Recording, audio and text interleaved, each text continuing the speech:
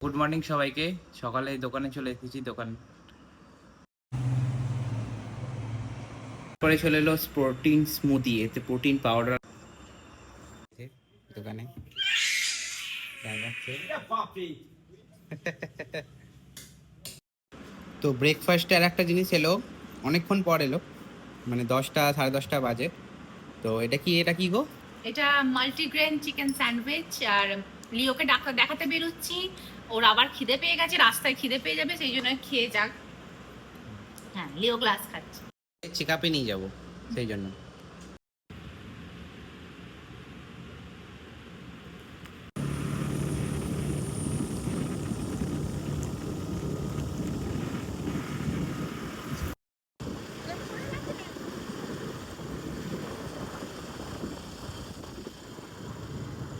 সকাল থেকে ভিডিও করার টাইম পাইনি, তখন লাস্ট দুপুরবেলা খাওয়া দেখাতে পারিনি।